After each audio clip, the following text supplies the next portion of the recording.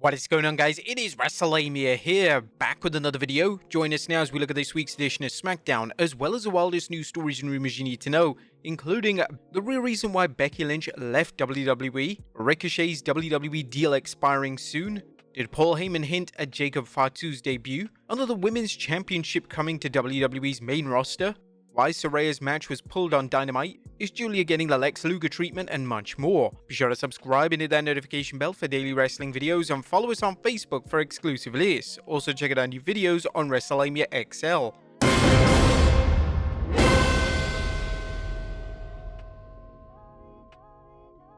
Now, as always, won't recap the matches, but just look at the good, the bad, and the downright ugly. As always, we start off with the good as number 1. AJ Styles' retirement was a well-done throwback. AJ Styles' retirement was a well-done throwback to when Mark Henry teased retirement only to embark on a path of destruction in his quest for the World Championship. Whether you prefer Henry's fake retirement angle or Styles', professional wrestling is never afraid to recycle successful storylines, and as long as they're executed properly, there's nothing wrong with that. As for Mark Henry, the world's strongest man liked what he saw, tweeting, "Well done, AJ." Number 2, Logan vs LA Knight. As the WWE finally realized the goldmine it's sitting on with an LA Knight vs Logan Paul program, it appears so as the WWE is done teasing Knight vs Paul and actually moving ahead with Knight challenging the Maverick, a storyline that will undoubtedly lead to great promos and an equally great match. Number 3, LA Knight corrects Carmelo. Last night's interaction between Carmelo Hayes and LA Knight got off to a bad start when Hayes accidentally questioned why LA rather than Logan Paul would want to fight LA Knight. Knight pounced on Hayes' mistake, having some fun at Hayes' expense by asking why he'd wrestle himself. Knight quickly put things back on track without missing a beat, a reminder that he's a true microphone master. Now, Carmelo Hayes actually addressed the botch that LA Knight picked up on him last night, saying, "Oops, I got my name mixed up on live TV. Maybe I should go back to NXT." Number 4, planting the seeds for Theory vs Waller. The WWE planted another seed for Austin Theory vs Grayson Waller's feud last night, as well as antics outside the ring cost Theory his match against Tommaso Ciampa. This is just the beginning, but it could lead to an exciting program between two of WWE's biggest hotheads. Number 5, Paul Heyman's pleas. Paul Heyman's pleas to Kevin Owens to watch out for the new version of the Bloodline made for some captivating television. Heyman's warning that this wasn't the Bloodline he was used to dealing with hinted at Heyman's own fears about his safety. While Heyman's portrayal as an opportunist makes you wonder what his real motives are, it gave fans plenty of reasons to think Solo's team is a menace unlike any other. Number 6, Bianca and Jade's superstar power. Bianca Belair and Jade Cargill's charisma and star power continue to increase, as seen by last night's brief backstage segment. The two have a celebrity-like feel to them, and if the WWE can keep them from breaking this team up too soon, both ladies will benefit. And always good to see Apollo Crews. Apollo Crews is a welcome sight on TV, as seen by his match against Andrade. While there's little hope that Crews will ever get pushed, fans know that they can always count on a good performance from him. But that was a good. What about the bad is, has Kyla Braxton been lobotomized? Kyla Braxton looked lifeless when she interviewed LA Knight backstage, almost as if her frontal lobe had been removed. Braxton has never been anything special as an interviewer, but last night it looked like she checked out for the night. The WWE's current crop of main roster interviewers are average at best, and it's time to have them watch tapes of pros like Renee Young or Charlie Caruso or look for replacements. As nothing downright ugly on SmackDown like this week's Raw provided a good follow-up to King and Queen of the Ring while also looking ahead to Clash at the Castle. What do you guys think of SmackDown last night? Let us know in the comments down below. Now let's move on to the news. Now first who looks at the real reason why Becky Lynch left WWE. At top of today's news is Becky Lynch's WWE status, or more to the point her lack of a status with her long-time home. Becky Lynch is now officially a free agent, a situation that has left some fans puzzled as Lynch is one of the WWE's top performers and there was belief that WWE would do everything possible to sign her back. Nonetheless, while the WWE wants Lynch to stick around, Becky said no. But why? Well, the current belief is that Lynch is taking extended leave from a company. However, why didn't she sign a new deal, and is there any chance of Lynch signing a new deal at all?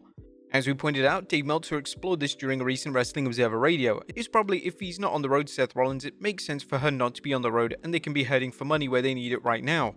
But Becky Lynch may want to pursue other interests outside of wrestling such as acting, but for now there's not much going on other than believe Lynch is taking an extended leave. However, Fightful recently reported there's no way Becky is going anywhere else. WWE and those close to Becky Lynch aren't expecting her to go anywhere else as things stand now, but they are expecting major offers to come her way. Industry sources have long expected her to get the largest contract offers of any woman in wrestling history.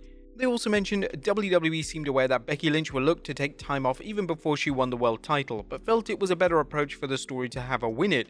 there was no concern that Becky wouldn't do business. Hopefully WWE will use Becky's absence to elevate new stars. What do you guys think? Is Becky Lynch coming back to WWE? Let us know in the comments down below. Next up, Ricochet's WWE deal expiring soon. Ricochet could join Becky Lynch in exiting the WWE, as Fightful Select reports that Ricochet's WWE deal is expiring sometime this summer. The Patreon-based site recently noted that Ricochet will be in high demand and also pointed at AEW star Will Ospreay's comments that he'd love to wrestle him. It'll be interesting to see if Ricochet stays in the WWE, where he's largely been used as a mid-card talent. Next up, another women's title coming to WWE. Is the WWE finally bringing in additional titles for its women's division? The recent announcement of NXT's Women's North American Championship fired up fans who have lobbied for a mid-card women's title on the main roster. Now, a new report from PWN states that plans are coming together for the introduction of women's mid-card championships on the main roster. What do you guys think of a women's Intercontinental Championship? Should they introduce this onto the main roster? Let us know in the comments down below. Next up, did Paul Heyman hint at Jacob Fatu's debut? Is Jacob Fatu coming to WWE? And that goes without saying, but fans want to know if he's joining Solo Sikoa's new bloodline or pursuing a different path. A recent remark from Paul Heyman suggests Fatu could be in the Bloodline 2.0, as during his promo with Kevin Owens, Heyman noted that he's recruiting these criminals, as an apparent reference to Solo Sikoa adding Bloodline members that Roman Reigns would never let in due to their savagery. What do you guys think? Was this a clue about Jacob's future?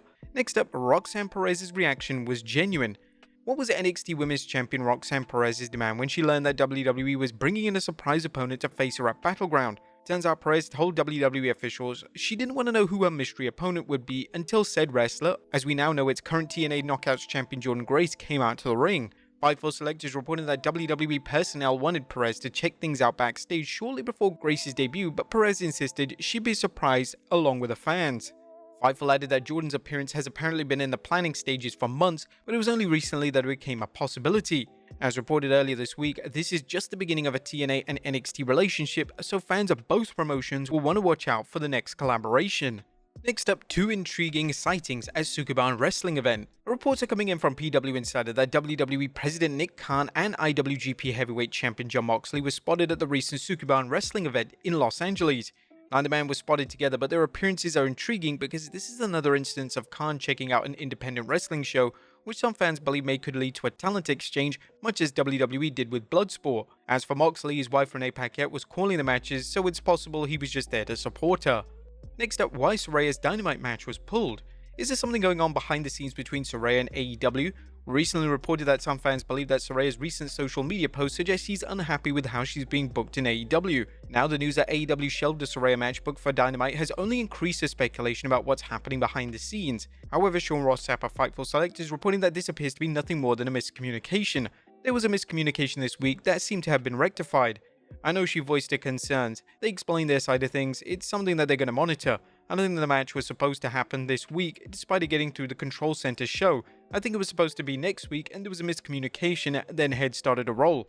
If the reports of Tony Khan booking more shows at the last minute are accurate, it's easy to understand how miscommunications can arise. And finally, is Giulia getting the Lex Luger treatment? And last but not least, is the WWE taking a page from its Lex Luger playbook when it comes to booking Giulia? There are no reports of the talented Japanese star embarking on a nationwide bus tour of the US, but the WWE is apparently using a gimmick similar to that it used with Lex during his early days in the WWE. Longtime fans will recall Luger suffered a motorcycle accident and had surgery to repair his forearm, which led to the insertion of a metal plate in his arm, a plate that was turned into a weapon in matches. Recently, Dave Meltzer reported on Giulia undergoing surgery to repair the broken wrist she suffered during a match against Bozilla. WWE's asked her to get surgery. She had a steel plate put in, and they, at least in Japan, will be doing the gimmick she has more knockout power because of the steel plate. What do you guys think of this edition? Let us know in the comments down below, and I'll see you next time with some more wrestling content.